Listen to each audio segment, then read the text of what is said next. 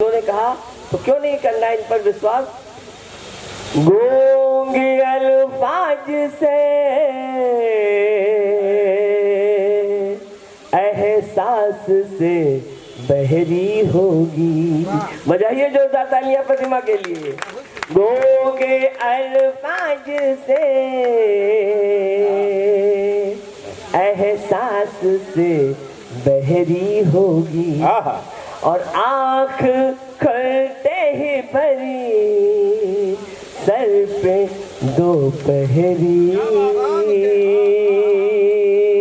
होगी कि इसमें डर डर के उतरना ए मोहब्बत वालों, ये नदी पहले किनारे से ही गहरी होगी, ये नदी गहरी होगी।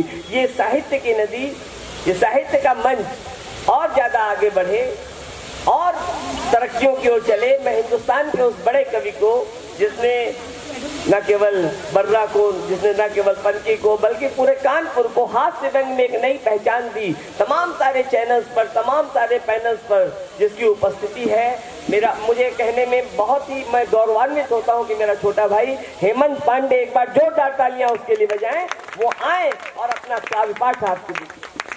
स्वागत है भाई। चलिए, केवल दो कवि शेष हैं। जो विशेष है आदरणीय दुर्गा वाजपेयी जी तक पहुंचना है। आप बिल्कुल चिंता मत कीजिए कि मैं आपके प्राण बहुत देर तक लूंगा। 10 मिनट केवल आपको सुनाऊंगा क्योंकि मैं आपके अपने घर का हूं। जब आपका आदेश होगा, संजय भैया का आदेश होगा, आपका आदेश होगा, मैं बगल में रहता हूं, आ जाऊंगा, आपको सुनाऊंगा घंटे 2 घंटे। और बहुत लंबी कविता पढ़ने से कोई मतलब भी नहीं होता है। एक बार एक कवि ने संजय भैया 2.5 घंटे लगातार कविता पढ़ी। सामने बैठे मुख्य अतिथि वो निपट गए। उनको कोर्ट में पेश किया गया तो जज साहब ने कहा, तुम्हारी एक कविता से एक आदमी निपट गया है, तुमको फांसी की सजा दी जाती है, तुम्हारी कोई अंतिम इच्छा हो तो बताओ। तो उसने कहा, जज साहब वही कविता हम आपको सुनाना चाहते हैं। एक बार ताली बजा के शुरू कर दीजिए जरा, तो बहुत अच्छा लगेगा। देखो कानपुर है, मुकेश भाई हमारे विषय में बता रहे थे, बहुत बड़े वाले कवि हैं। बड़े वाले मतलब बड़े कवि हैं। नहीं, कानपुर में कहते हैं ना बहुत बड़े वाले, तो हमारे कानपुर के लड़के वास्तव में मुर्तजा भाई बहुत बड़े वाले होते हैं। मैं तो पहले बर्रा 6 में रहता था, तो संजय भैया 3 दिन पहले बर्रा 6 में गया तो पिताजी ने अपने लड़के को 2000 रुपए दिए। उसने कहा ये बिजली का बिल जमा करके आना बेटा, आखिरी डेट है कल। वो 2 घंटे बाद आया, उसने कहा बिजली का बिल जमा कराए। उसने कहा पापा ने भूल गए, हम लॉटरी की टिकट ले आए हैं। उसने कहा किस खुशी में? उसने कहा पापा इसमें लिखा हुआ है अगर हमारी टिकट निकल आई तो हम नई बुलेरो कार जीत सकते हैं इनाम में। पापा ने रात भर उसको कूटा, कूटने के बाद उसकी अम्मा ने उसको कूटा। उसके बाद सब लोग अपने घर में जाके सो गए। बिल्कुल सच्ची घटना भैया। सुबह 7 बजे जब सो के उठे, चमचमाती हुई बुलेरो कार उसके घर के सामने। पूरा घर बाहर आया, पूरा भावात्मक इमोशनल, सब रोने लगे। बच्चा भी आया, वो भी बड़ा रो रहा था और हंस भी रहा था, बड़ा इमोशनल। बुलेरो से 2 आदमी उतरे। उन्होंने कहा कि बिजली घर से आए तुम्हारे घर की लाइट काटने। ये हमारे कानपुर में ऐसे बहुत बड़े वाले लोग हैं, हम अद्भुत लोग हैं। कानपुर तो इतना अद्भुत है साहब कि हम बता ही नहीं सकते हैं। हरियाणा गए कवि सम्मेलन से आए तो घड़ी खराब। हमने एक लड़के से टाइम पूछ लिया, हमने कहा भाई साहब टाइम क्या हो रहा है? हमसे कहने लगा ऐसा गुरु तुरंत यहाँ से निकल लो, टाइम बहुत खराब है। हमारे मुंह बिल्कुल में लगना नहीं तो तुम्हारा टाइम भी खराब हो जाएगा। तो हमने कहा भाई टाइम ना बता दे, ये बता दे तेरा मूड क्यों खराब, उसका जवाब सुनना और ताली बजाना। हमने कहा तुम्हारा मूड क्यों खराब है? उसने कहा भाई साहब एक लड़की से हमने इतना कहा कि बड़ी कमजोर है, कुछ खाया कर, वो हमारा 50,000 रुपए खा गई। तुम साले हमारे मुंह लगे हुए हो। हमारे मुंह बिल्कुल मत लगना, हम बहुत भरे बैठे हैं। तुमने कहा ऐसा क्या है? कहने लगा यार एक लड़की के चक्कर में 5 साल से लगे थे, हम समझते थे हमसे प्यार करते, मुझसे प्यार करते हैं।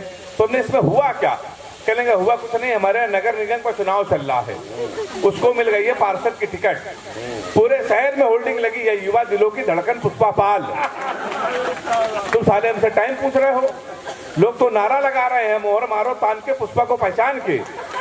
क्या देख लड़का कान में नारा लगा रहा है, इस बार हाथ पा के ताली बजाना, लैया बड़ी करा दी है, पुष्पा पाल हमारी है। क्या बात है। तो भाई साहब बहुत अद्भुत है, बहुत अच्छा सुन रहे हैं आप। दुर्गा वाजपेयी जी तक हम लोगों को पहुंचना है। हम लोग हाथ से कभी है, देखिए अभी मुकेश भैया आए, पाकिस्तान के विषय निपटा के चले गए। पाकिस्तान हमसे कह रहा है कि कश्मीर ले लेंगे। हमने इस बार इस टिप्पणी पर महिलाओं की ताली आनी चाहिए। पाकिस्तान हमसे कह रहा है कश्मीर ले लेंगे। हमने कहा बेटा तुम सीमा हैदर तो ले नहीं पा रहे हो है? तुम अपनी घर की नारी औरत नहीं ले पा रहे हो, हमसे कश्मीर लोगे। हमने 4 लाइन सीमा हैदर के लिए लिखा, मजा आ जाए तो ताली बजाना। हमने कहा सीमा हैदर भारत आई हो तो पूरी जांच लेके जाओगी, पूरी जांच होगी।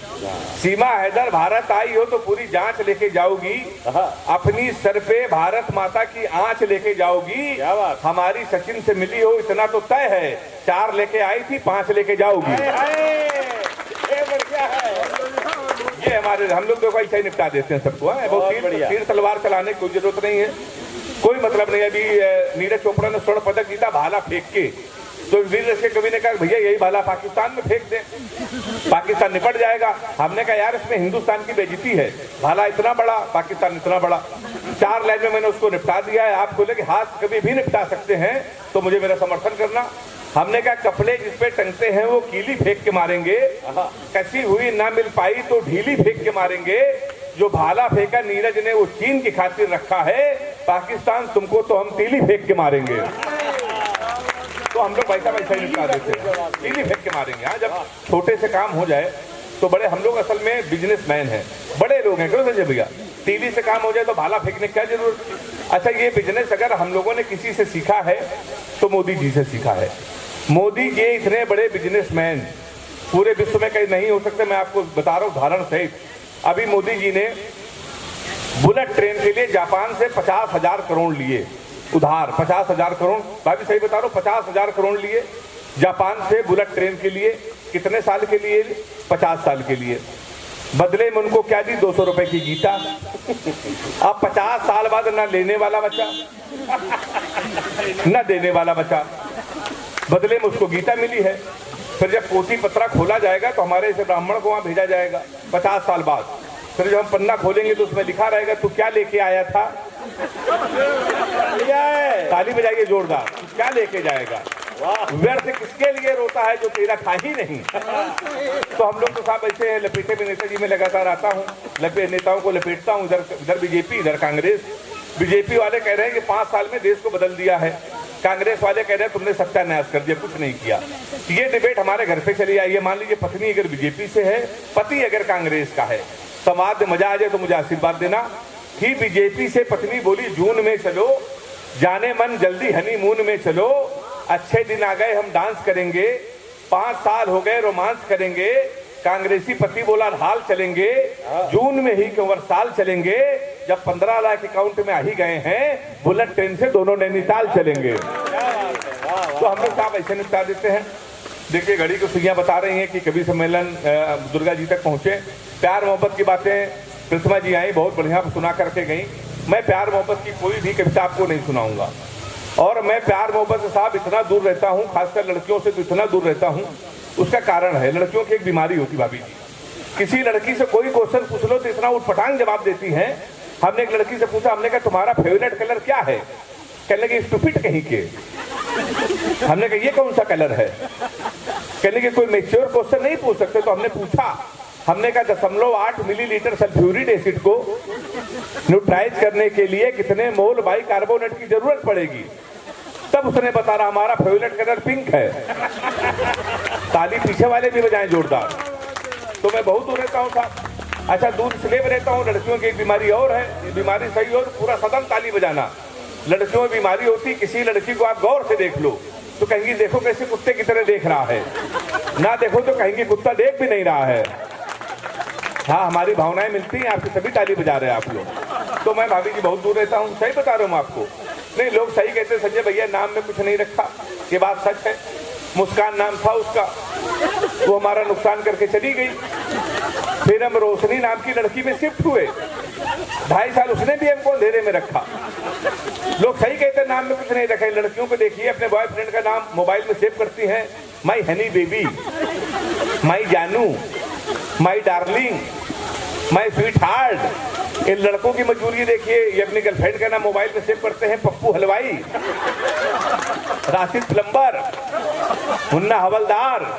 ताली बजाइए जोरदार। ये होता भाई साहब, मैं बहुत दूर रहता हूँ।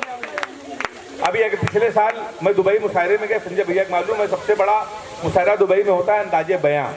मैं वहाँ गया काव्य पाठ करने, तो हमारी वाली को पता चला विजय भाई, अच्छा हमारी वाली इस तरह कह रहा आपको लगे कोई है। उसने हमको फोन किया, कहने लगे सुना है दुबई में हो। हमने कहा सही सुना है। कहने लगे हमारे लिए सोने की चैन ले आना। हमने कहा किस खुशी में? कहने लगे एक तो दुबई में सोना सस्ता है, दूसरा यह है कि तुमको हम जीवन भर याद करते रहेंगे। हमने कहा पगली हम चैन नहीं लाएंगे फिर भी याद करती रहोगी। उसने पूछा कैसे? हमने कहा जीवन भर सोचोगे हरामखोर से पहली बार मुझे लाने को कहा था, ये वहां से भी खाली हाथ चला आया है। तो मैं सामने रहता हूँ। और मैंने तो संजय भैया एक सबक लिया है, आप भी ले लीजिए। अपनी प्रेमिका को कभी भी रुलाना नहीं चाहिए, क्योंकि 7-8 हरामखोर उसका आंसू पूछने के लिए हमेशा तैयार रहते हैं। मैं बहुत दूर रहता हूँ साहब, सही बता रहा हूँ। अच्छा मुर्तजा भाई, ये लड़कियां बड़ी इमोशनल होती, कभी कभी लाड़ में आ जाती हैं। हमारी वाली लाड़ में आके 2:30 बजे उसने हमको फोन किया, कहने लगी सो रहे हो तो सपने भेजो, जाग रहे हो तो यादें भेजो, मुस्कुरा रहे हो तो हंसी भेजो। हमने कहा लोटा लेके खेत में बैठे हैं, क्या भेजते हैं? ताली बजाइए जोरदार एक बार आप लोग। मैं साहब बहुत दूर रहता हूँ। एक बार हमारी वाली बोली हम तुम्हें कमरे में बंद हो और चाबी खो जाए। हमने कहा कि दिमाग से हिल गई, अगर धोखे से चाबी कहीं तेरे बाप को मिल गई तो प्यार क्या होता है बताएंगे, रात भर तमंचे पे डिस्को कराएंगे। तो इसी चक्कर में साहब मैं बहुत ढूंढता हूँ। एक दिन हमने सुबह सवेरे फोन मिलाया, अपनी वाली को एक गाना सुनाया, तेरे लिए फलक से मैं चांद लाऊंगा। व्यंग में मजा आ जाए तो आपको लगे कविता और व्यंग एक साथ हो गया हो तो समझदार लोग ताली बजा के मेरा बताना व्यंग पहुंचा। सुबह सवेरे हमने फोन लगाया, दादा व्यंग सुनिएगा, अपनी वाली को गीत सुनाया, तेरे लिए फलक से मैं चांद लाऊंगा, 16-17 सितारे संग बांध लाऊंगा। इतने में हमारी प्रेमिका जिसका नाम है तीखी हमारे ऊपर चीखी, बोली चांद सितारे लाओगे? बोली चांद सितारे लाओगे, ये हवा में तीर चलाने की तरह है, इतनी लंबी फेंकोगे तो लोग कहेंगे फलाने की तरह है। लंबी फेंकोगे लोग कहेंगे फलाने की तरह है। अब ये फलाने कौन है? आप अपनी बुद्धि लगाइए, कविता अच्छी हो तो तालियां बजाइए। बहुत शानदार आप सुन रहे हैं, जानदार सुन रहे हैं। मैं अपने समय की कटौती करते हुए आप लोगों को भी अपने घर जाके भोजन करना है। मैं तो पड़ोसी हूँ, अगले साल फिर आऊँगा। अगली बार जब आऊँगा तो मैं संचालन नहीं करूँगा, आपसे वादा 1 घंटे केवल आपको कविता सुनाऊँगा। अपना समय में भी आदरणीय दुर्गा वाजपेयी को मैं देता हूँ, देश के बड़े व्यंग्यकार हैं। हिंदी पखवाड़ा चल रहा है, आपको मालूम हिंदी लोग हिंदी बोल रहे हैं, हिंदी बोलना सीख रहे हैं। कानपुर वालों की हिंदी भी जो है बहुत अच्छी है। एक दोस्त हमारा कई दिन से नहीं मिला, हमने कहा पूछा गुरु, हमने कहा कहाँ गए थे, इतने दिन मिले नहीं। अब वो हिंदी पखवाड़ा चल रहा, उसके ऊपर हिंदी का असर। कहने लगा पवित्र श्रावण मास में शकुनी वृत्तिवश कौरव पांडु धर्म कर्म अनुसरण में व्यस्त था। कुछ दिनों के लिए श्री कृष्ण जन्मभूमि जाने का सौभाग्य प्राप्त हुआ। श्री कृष्ण जन्मभूमि में प्रवास करने का अवसर प्राप्त हुआ। बगल में उनकी भाभी वाइफ खड़ी थी, कहने लगे भैया ये जुआ खेल रहे थे, जेल में बंद थे। हाँ, ऐसी हमारे यहाँ की हिंदी होती है। तो बहुत बढ़िया आप सुन रहे हैं, छोटे छोटे बच्चे भी सुन रहे हैं, बहुत बढ़िया आप सुन रहे हैं, मजा आ गई बिल्कुल। तमाम अभी श्रृंखलाएं हैं, मैं आपको सुना सकता हूं लेकिन मैं आपको सुनाऊंगा नहीं। सुबह मेरी ट्रेन है, राजस्थान मुझे जाना, फिर आऊंगा। मैं तो आपका घर का हूं। एक बार पूरा सदन दोनों हाथ उठा के देश के बड़े व्यंग्यकार आदरणीय दुर्गा वाजपेयी जी को बुलाएं और हंसते हंसते इस कवि सम्मेलन का समापन करें। आदरणीय दुर्गा वाजपेयी।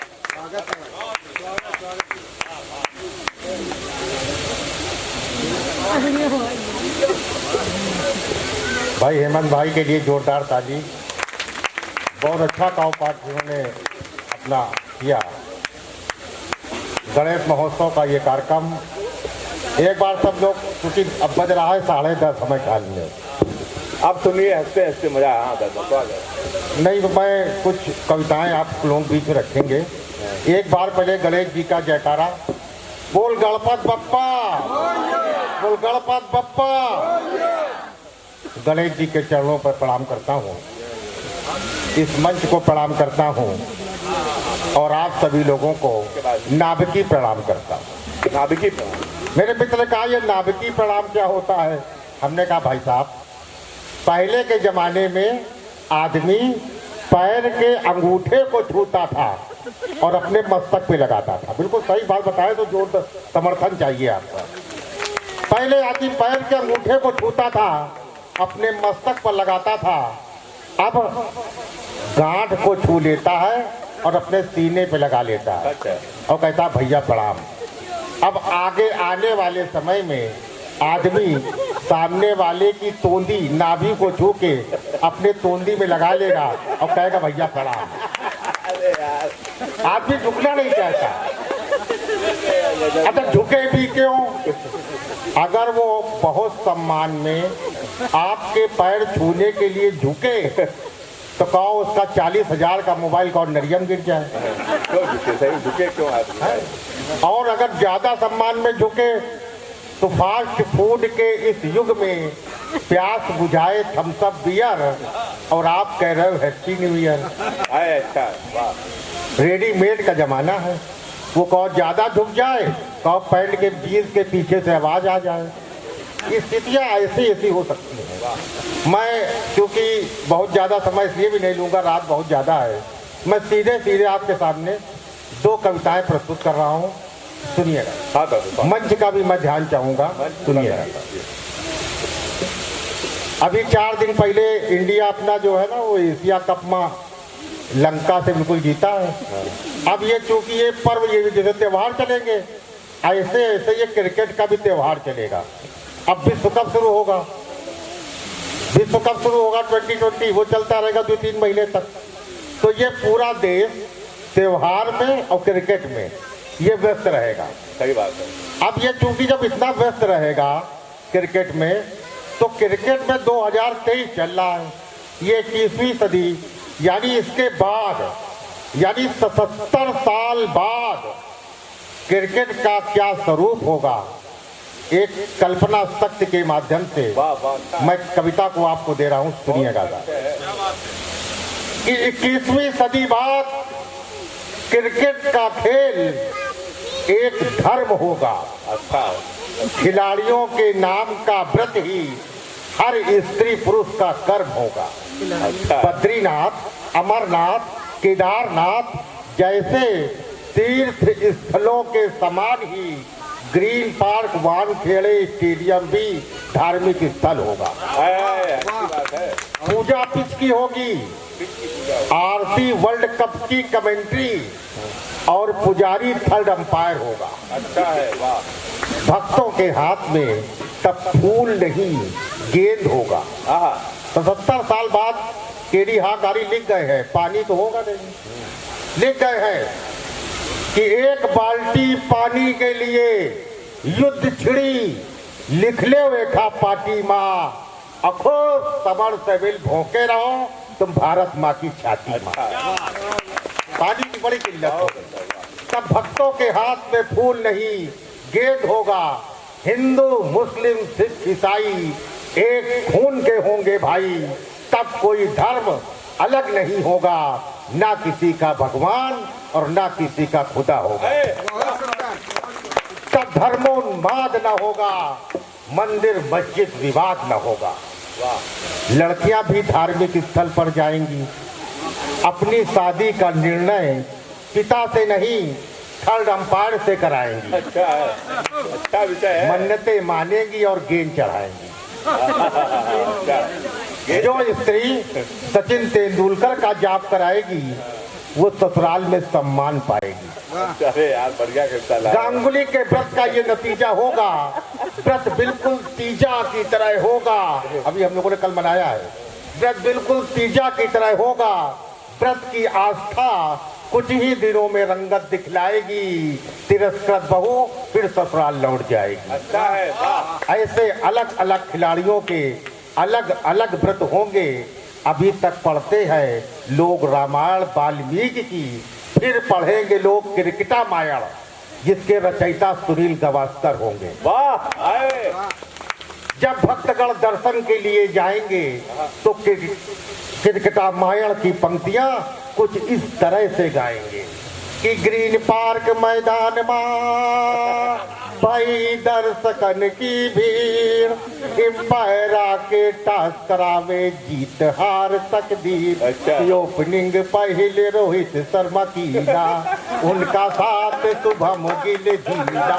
पहली गेंद कली नए रोक, तब ही शुभम गिल दी है टॉप। खतरनाक पिच है देख के खेलो, भारत की तुम नाक अकेलो। दूसर गेंद कभी फुट खेला, कभी कोई दर्शक फेंक इसकेला, टुक टुक करके खेल न खेलो, पूरा ओवर मेडिन न झेलो, ध्यान लगाए छोड़े काज देख तेरा मैं, और तीसरी गेंद में छूट गया रोहित शर्मा का कैच। क्रिकेट का भूत अगर इसी तरह छाएगा तो क्रिकेट 21वीं सदी में ही एक धर्म बन जाएगा, और ये धर्म तब तक चलेगा जब तक इसमें कोई राजनीतिक नेता दखल नहीं देगा, जब तक इसमें कोई राजनीतिक नेता दखल नहीं देगा। अब ये कहते हैं कविता के साथ साथ थोड़ा सा हंसाने वाला अच्छा, चूंकि क्या है कि अभी जब मैं आ रहा था तो सही घटना बता रहे हैं, मतलब चुटकुला उटला सुना नहीं पाते हैं, तो हम पूछने लगे भैया अमन इंक्लूसिव कहाँ, तो चले गए वो बतासा वाला था, वो कोने में खड़ा था, बतासा खिला रहा था। तो हमने यहाँ देखा कि अभी मतलब वो देश तो मतलब वो चला चांद पर वो पहुँच गया, वो ध्रुव की जगह पर वो तिरंगा लेकर के, लेकिन सभ्यता न बदली। मतलब बहुत तो बदलाव आया है, इतना बदलाव आ गया कि बतासा खा के आदमी वो कूड़े के डलिया में डाल रहा है, लेकिन खाने का तरीका वो वही। ऐसा कोई आदमी यहाँ बैठा जिसने पानी बतासा ना खाया हो, वो हाथ उठाए। सब खाते हैं, सब खा चुके हैं ना पानी, पानी बतासा नहीं खाया, मुंह छोटा होगा तुम्हारा।